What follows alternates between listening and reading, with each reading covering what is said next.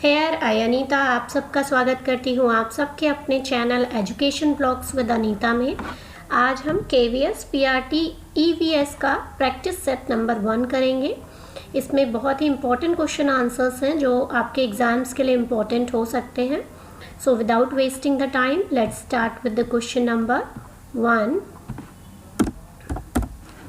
Which is the lowest layer of the atmosphere. Atmosphere की सबसे निचली परत कौन सी होती है?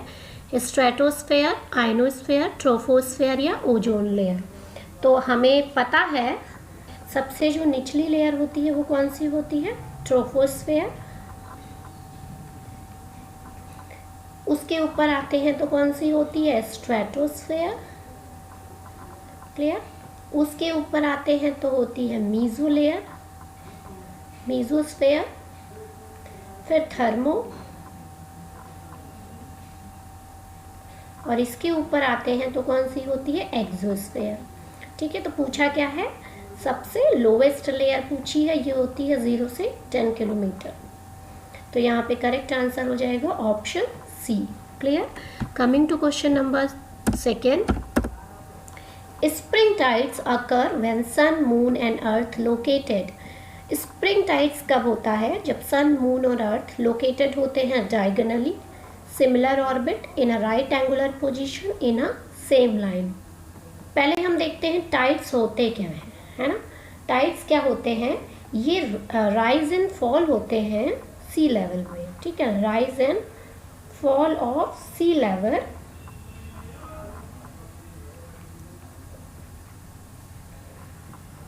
जो कि कॉज्ड होते हैं, caused by a combined effect of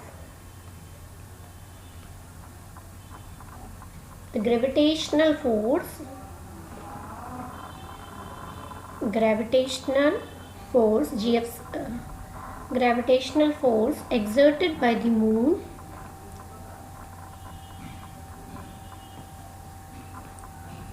sun and earth. ठीक है, टाइड्स क्या होते हैं? जब हमारे सी लेवल में राइज या फॉल होता है, जो कि इफेक्ट होता है किसका? ग्रेविटेशनल फोर्स के कंबाइंड इफेक्ट का। किस किस के ग्रेविटेशनल फोर्स का? मून का, सन का, है ना। तो इसमें क्या होता है, ये कब बनते हैं? Spring tides. स्प्रिंग टाइड्स जब हमारे सन, मून और अर्थ सेम लाइन में प्रेजेंट हो जाते हैं तो स्प्रिंग टाइड्स बनते हैं। Clear. Moving to question number 3. Which of the following plant is not capable of manufacturing own food? इनमें से कौन सा प्लांट अपना खाना खुद नहीं बना सकता? एल्गी क्या है? एल्गी हमारा फोटोसिंथेसिस करता है। ठीक है, क्यों करता है? क्योंकि इसमें क्लोरोफिल प्रेजेंट होता है। क्लियर। कैरेट हमारा, इसमें भी आपका कैरोटीन प्रेजेंट होता है और ये भी फोटोसिंथेसिस करता है। कैबेज भी हमारा वेजिटेबल है, इसमें भी फोटोसिंथेसिस प्रोसेस होती है। लेकिन जो मशरूम है, मशरूम क्या है? फंजाई है, ये हेटेरोट्रॉप है। ठीक है, इसमें क्लोरोफिल जो होता है, ठीक है, मशरूम में जो क्लोरोफिल होता है वो क्या होता है? एब्सेंट होता है, इसीलिए ये अपना खाना खुद नहीं बना सकते। तो यहाँ पे करेक्ट ऑप्शन होगा D, mushroom. Coming to next question number 4. What is intercropping? Intercropping क्या होती है? It is a time period between two cropping season. It is a growing of 2 or more crop in random mixture, कि 1 से 2 या 2 से ज़्यादा को random mixture में हम grow करते हैं, या growing 2 or more crops in definite row pattern, एक definite row pattern में करते हैं कि एक रो में वो, एक रो में वो। ठीक है, it is growing of different crops on a piece of land in a pre plan succession. तो इंटरक्रॉपिंग क्या होती है? इसमें क्या करते हैं हम? 2 or more crops in a definite row pattern में हम ग्रो करते हैं।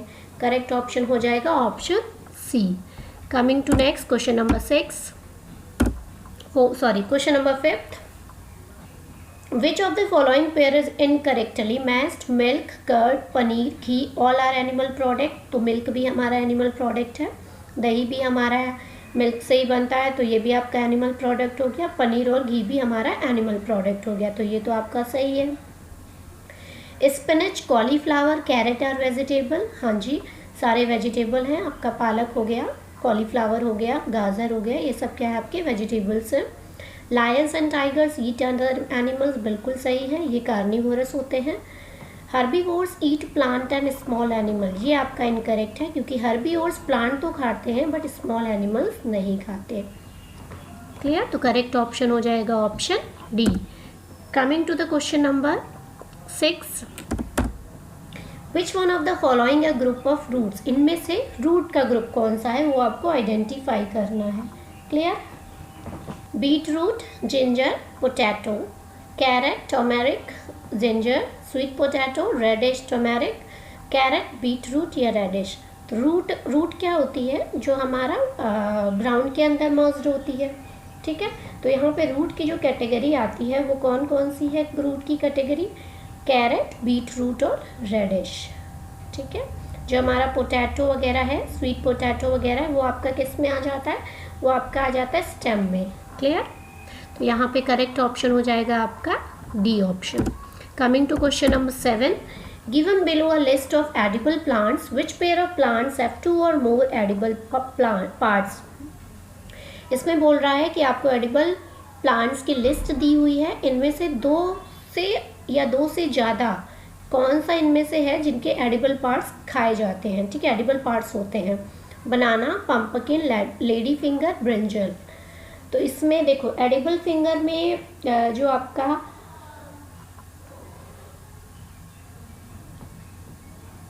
बनाना है, बनाना में स्टेम, ठीक है, फ्लावर, फ्रूट्स, ये सारे हमारे यूज़ होते हैं एज एडिबल पार्ट्स की तरह। ठीक है, और हमारा जो पंपकिन होता है, पंपकिन के सीड्स भी बहुत ही पॉपुलर, जो उसका सीड होता है उससे स्नैक्स बनते हैं, पॉपुलर स्नैक्स बनते हैं। ठीक है, इसके शीट से, इसके लीव्स से, ये सारे, इवन द फ्लावर इसका एडिबल पार्ट होता है। लेकिन लेडी फिंगर में केवल फ्रूट पार्ट ही एडिबल पार्ट है, इसके अलावा कुछ एडिबल नहीं है दोनों में। तो यहाँ पे करेक्ट आंसर हो जाएगा फर्स्ट एंड सेकेंड, यानी कि option A first and second. Banana और पंपकिन के 2 से ज़्यादा मोर एडिबल पार्ट्स होते हैं, तो ये आपका करेक्ट आंसर हो जाएगा बनाना और pumpkin. Clear? Coming to question number 8, which is not a correct match. यहाँ शिफ्टिंग एग्रीकल्चर दिया है कि ये एग्रीकल्चर होती है, ये कंट्री एरिया दे रखा है। Milpa Mexico, jhuming North East India, roca Brazil and ladang Sri Lanka. तो इनमें आप लोगों ने पढ़ा होगा NCERT में, ठीक है, इसमें कि कहाँ पे कौन सा एग्रीकल्चर होता है। तो करेक्ट आंसर इसमें क्या होगा? हमारा लदंग होता है वो श्रीलंका में नहीं होता, वो कहाँ होता है? वो आपका होता है, ये आपका यहाँ पे पूछा है नॉट करेक्ट मैच, तो हमारा डी ऑप्शन यहाँ पे क्या है? ये ए ऑप्शन हो गया, ये बी हो गया, ये सी हो गया। डी ऑप्शन करेक्ट नहीं है क्योंकि लदंग जो होता है श्रीलंका में ना होके कहाँ होता है? इंडोनेशिया में। Clear? Coming to question number 9, in a water cycle, snow and ice gets directly converted into vapors. The process is called. Direct जो आपका आइस यानी कि सॉलिड है, ठीक है, सॉलिड डायरेक्टली कन्वर्ट हो रहा है वेपर, इसको हम क्या कहते हैं? इसको हम कहते हैं इवेपोरेशन, सब्लिमेशन, बॉइलिंग या ट्रांसपिरेशन, इसको हम कहते हैं सब्लिमेशन। क्लियर? लिक्विड से वेपर बनता है, यहाँ पे ये कहलाता है सब्लिमेशन। अगर लिक्विड से वेपर बनता है तो उसको हम कहते हैं इवेपोरेशन। ठीक है, coming to question number 10, the process of seeping of water into the ground is known as aquifer, infiltration, well, बावरीज।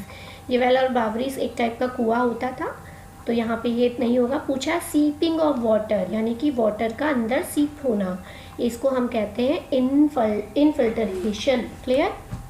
Aquifer क्या होता है? ये सेडिमेंट्स होते हैं या रॉक्स होते हैं जो कि ग्राउंड वाटर को होल्ड करते हैं। अ बॉडी ऑफ रॉक और we can say sediments that holds ground water, इसको हम क्या कहते हैं? इसको हम कहते हैं aquifer. Clear? Coming to question number 11. Question number 11. When is World Water Day celebrated? 22nd March, 5th June, 8th March, 14 November. तो वर्ल्ड वाटर डे कब सेलिब्रेट करते हैं हम? 22nd मार्च को। कुछ स्पेशल और डेज हैं जैसे कि ओजोन डे। ओजोन डे कब सेलिब्रेट करते हैं हम? 16 सितंबर को। ठीक है। वर्ल्ड एनवायरनमेंट डे भी पूछा जा सकता है। वर्ल्ड एनवायरनमेंट डे हम कब सेलिब्रेट करते हैं? ये सेलिब्रेट करते हैं 5 जून को। ठीक है। और हमारा अर्थ डे हम कब सेलिब्रेट करते हैं? ये करते हैं, ये आपका करते हैं हम 22 अप्रैल में। ये आपका जनरल जीएस में भी पूछा जा सकता है और हो सकता है आपका ईवीएस में भी पूछा जाए। Question number 12. Habitat destruction can happen due to which of the following activity? इनमें से किस एक्टिविटी के कारण जो हैबिटेट का डिस्ट्रक्शन होता है? Deforestation, reclamation of mass, change in the land use pattern या सबसिस्टेंस फार्मिंग। तो हैबिटेट का डिस्ट्रक्शन कैसे होता है? देखो, सबसे पहले हैबिटेट होता क्या है? हैबिटेट एक प्लेस होता है जो किसी भी ऑर्गेनिज्म के लिए उसका घर हो सकता है ना, जहाँ पे कोई भी एनिमल लिव करता है उसका हैबिटेट कहलाता है। ठीक है। हैबिटेट डिस्ट्रक्शन क्या होता है? उसका एलिमिनेशन करना या उसका alteration of the condition necessary for animals and plant to survive, not only impact individual species but health of the global ecosystem को ये इफेक्ट कर दें, है ना। तो यहाँ पे जो हमारा पूछा है मेन किस कारण से हैबिट डिस्ट्रक्शन होता है, तो हमारा डिफॉरेस्टेशन से भी होगा, रिकैलेमेशन ऑफ मास से भी होगा, change in the land use pattern से भी होगा। ठीक है। तो तीनों ऑप्शन आपके सही हैं, only A, B and C ये आपका करेक्ट आंसर होगा। Clear. Coming to question number 13. Identify the animal on the basis of following characteristics. It is found on land and water, यानी कि दोनों जगह पाया जाता है। हार्बिनेट्स ड्यूरिंग विंटर, विंटर में छिप जाता है। ठीक है। हार्बिनेशन पीरियड में चला जाता है। Has no external hair on ears. It is a cold blooded animal. Lizard land and water दोनों में नहीं पाई जाती। डक आपका हार्बिनेट्स नहीं करता है। Frog is the correct answer. यहाँ पे आपका करेक्ट आंसर क्या होगा? Option C, frog. टाइगर हमारा आपका लैंड में प्रेजेंट होता है, फॉरेस्ट में पाया जाता है। Clear. Coming to question number next. Which of the following adaptation help aquatic plant to remain float in water? Larger holes in the stem of plants, ribbon-like leaves, waxy coating in the leaves, stomata in the upper surface of leaf. Remain float करने में कौन help करेगा? Larger holes in the stem of the plant, है ना, spongy बना देता है उसको। Coming to question number 15. Which one of the following national park is an important natural habitat of one-horned rhinoceros? Sariska national park, Kaziranga national park, Kanha national park या बंदगढ़ national park. तो Kaziranga national park जो कि आपका सिचुएटेड है असम में, ये वन हॉर्न राइनोसिरोस है। ठीक है। आपका सरिस्का नेशनल पार्क कहाँ प्रेजेंट है? ये आपका राजस्थान में प्रेजेंट है। ठीक है। कान्हा नेशनल पार्क एमपी में है। बंधागढ़ जो नेशनल पार्क है वो भी आपका एमपी में प्रेजेंट है। ठीक है। Kaziranga national park one horn rhinoceros के लिए नेचुरल हैबिटेट प्रोवाइड करता है, फेमस है। Clear. Question number 16. Binu comes across an animal having a streamlined and slippery body. What is the habitat of the animal? ये कह रहा है बीनू एक एनिमल देखा उसने जिसकी बॉडी पे स्ट्रीमलाइन थी और उसकी बॉडी स्लिपरी थी, तो उस एनिमल का हैबिटेट क्या होगा? वाटर, डेजर्ट, ग्रासलैंड या माउंटेन? स्लिपरी बॉडी है, स्ट्रीमलाइन है, तो वाटर, है ना। Coming to question number 17. Rajesh is a farmer. His field has a black soil and the climate is warm. Which fiber yielding plant should be grow in this field? देखो घुमा के question पूछा है। राजेश एक farmer है, उसके जो खेत में है वो ब्लैक सॉइल है और वहाँ का क्लाइमेट वार्म है, तो उसके लिए कौन सी सुटेबल क्रॉप होगी वहाँ पे ग्रो करने के लिए? जूट, कॉटन, कोकोनट या वूल? तो ये ब्लैक सॉइल किस में होती है?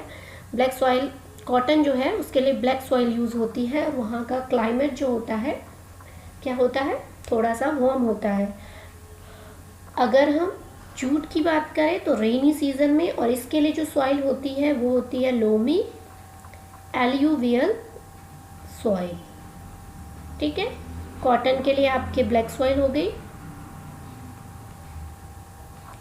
ठीक है, और कोकोनट के लिए आपकी सैंडी सॉइल हो गई। कहाँ पे होता है कोकोनट? कर्नाटका में, केरला में, तमिलनाडु में। वूल आपका एनिमल से ऑब्टेन्ड होता है, sheep. Coming to question number 18, the process of making thread from fibre is called knitting, ginning, spinning या वीविंग। हमें क्या करना है? थ्रेड बनाना है फाइबर से, उसको हम कहते हैं स्पिनिंग। ठीक है, निटिंग मतलब होता है बुनना, वीविंग मतलब भी यही होता है। ठीक, गिनिंग का मतलब क्या होता है? Removing the seeds and debris from cotton. ठीक है, रिमूव करना होता है, रिमूविंग द सीड्स और डेब्रिस फ्रॉम कॉटन, फ्रॉम किसी भी फाइबर से। तो मेकिंग थ्रेड स्पिनिंग कहलाता है। क्लियर? ऑप्शन सी करेक्ट होगा। Question number 19, usually the rate of heart beat is measured pulse rate per second, pulse rate per minute, pulse rate per hour या none of the above. तो pulse rate per minute में हम heart beat को observe करते हैं। Clear? Now coming to question number 20, choose the correct path of urine in our body: kidney, ureter, urethra, urinary bladder, kidney, urinary bladder, urethra या ureter, kidney, ureter, urinary bladder या urethra, urinary bladder, kidney, ureter या urethra। यानी कि correct path क्या है कि urine कैसे पास होता है। देखो, सबसे पहले तो हमारा ये होती है, क्या होती है? किडनी होती है। ठीक, कितनी किडनी होती है? 2 होती है। ठीक, यहाँ क्या होता है हमारा? यूरिनरी ब्लैडर होता है। ठीक, और नीचे हमारा क्या होता है? यूरेथ्रा होता है।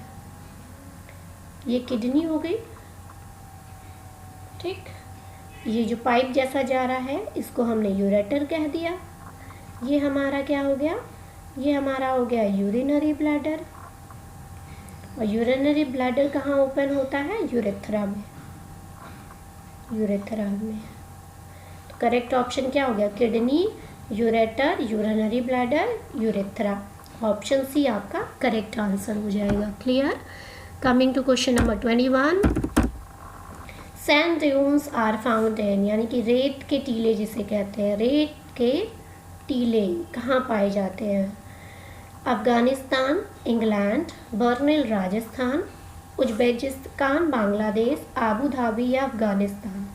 तो सैंड ड्यून्स जहाँ पे गर्मी ज़्यादा होती है, ठीक है, इंग्लैंड में तो ऐसा ना वर्षा होती है, ठीक है, बर्लिन में भी होती है। तो सबसे जो गर्म है आपका आबू धाबी और अफगानिस्तान। रेत के टीले कहाँ पाए जाएंगे? Abu Dhabi and Afghanistan. Option D आपका करेक्ट है। Question number 22, potable water is the water which is, potable मतलब होता है पीने योग्य पानी, pure and fit for drinking, use only for washing clothes, obtain from a sea, obtain from a lake and river. Potable water कैसा होता है? Pure and fit for drinking होता है। देखो, ईवीएस को आपको थोड़ा सा कंसेप्चुअल लेके चलना है, क्योंकि जो आपका टीजीटी का पेपर आया था, ठीक, केवीएस टीजीटी का पेपर आया था, जनरल पेपर जो था वो आपका इजी था, ठीक है, इजी टू मॉडरेट कह सकते हैं। जनरल पेपर में भी जो इंग्लिश और हिंदी थी, ठीक है, इंग्लिश और हिंदी थी वो आपकी बहुत इजी आई हुई थी, ठीक है, इजी हम कह सकते हैं। जीएस थोड़ी सी मॉडरेट टाइप की थी, ठीक, और आपका जो पेडोलॉजी था वो भी आपका क्या था? इजी था, ठीक है, ज़्यादा टिपिकल नहीं था, इजी टू मॉडरेट कह सकते हैं इसे हम, ठीक। कंसेप्चुअल बेस था, कोई थ्योरी पोर्शन पियाजे वाइगॉत्स्की वगैरह कुछ नहीं पूछा था। स्कूल एजुकेशन से रिलेटेड और जितनी आपकी स्कीम्स है, एनसीएफ हो गया, ठीक है, आरटीई हो गया, इन सब के बारे में ज़्यादा पूछा गया था, ठीक है, तो यहाँ भी आपका प्रोबेबिलिटी यही लगाई जा रही है कि जनरल पेपर तो इजी आएगा, लेकिन जो सब्जेक्ट पेपर है वो थोड़ा कंसेप्चुअल होता है, एनसीईआरटी बेस्ड होगा, थोड़ा सा डीप जाते हैं, तो उसको हमें उसमें कुछ इजी भी होता है, कुछ टिपिकल भी होता है, तो उस हिसाब से हमें तैयारी को लेकर आपकी चलना है। ठीक है, उसी हिसाब से क्वेश्चन यहाँ पे सेट किए गए हैं। चलो अब आ जाते हैं नेक्स्ट क्वेश्चन में। Which bird lays its egg in the fold of leaf? Fold of leaf में कौन सा बर्ड एग ले करता है? Sun bird, tailor bird, dove या पिजन? तो टेलर बर्ड जो होती है वो फोल्ड ऑफ अ लीफ में एग को ले करती है। Clear? Coming to question number 24। Which animal skin and furs used in igloo on floor? यहाँ पे विच ना होके Y animal skin fur used in igloo on floor used as carpet to enhance beauty to make igloo warm. All of these ही होगा, carpet के लिए भी use करते हैं। ठीक है, यहाँ पे विच के प्लेस में आप वाई कर लीजिएगा।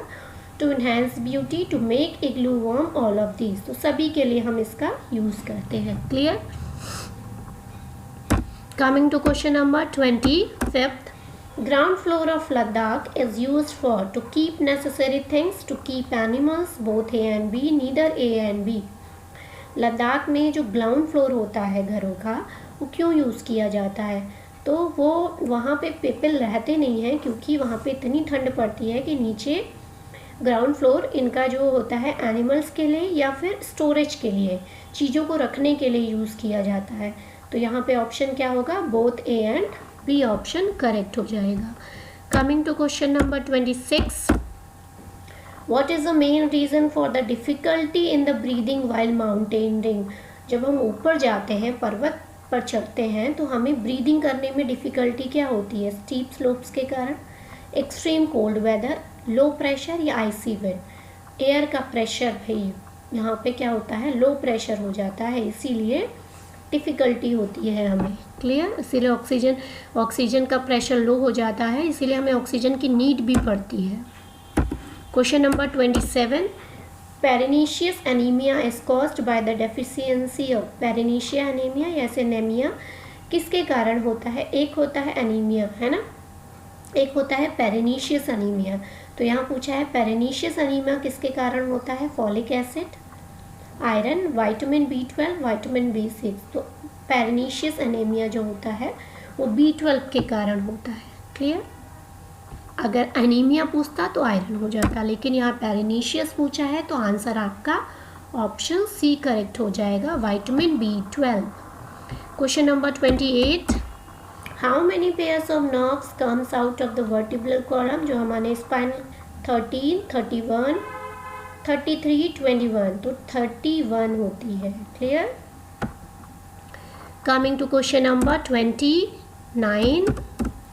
India contributes to about what percentage of known global biodiversity? India का क्या कंट्रीब्यूशन है ग्लोबल बायोडाइवर्सिटी में? तो इसका जो परसेंटेज है हमारी इंडिया का वो है 8%। अब मुझे बताना सबसे जो हायर कंट्रीब्यूशन किसका है, किस कंट्री का है, या आपको कमेंट करके हम मुझे बताना है किस कंट्री का higher percentage of global diversity में है। ये आपका होमवर्क है। ठीक है, कौन सा ऐसा देश है जिसका हायर परसेंटेज है ग्लोबल बायोडाइवर्सिटी में? This is your homework. आपको कमेंट बॉक्स में इसका आंसर लिखना है। Clear? Now moving to the question number 30, that is the last question but not the least. Which one of the following is not an example of renewable energy? Solar, wind, geothermal या nuclear? तो renewable energy के example कौन नहीं है? आपका nuclear. ठीक है, I hope आपको क्लास अच्छी लगे। अगर आपको क्लास अच्छी लगे तो वीडियो को लाइक, शेयर एंड चैनल को सब्सक्राइब करना ना भूलें। Thank you. कल मिलते हैं नेक्स्ट क्वेश्चनों के साथ। ठीक है, अपनी प्रिपरेशन अच्छे से करते रहिए। All the best for your exams.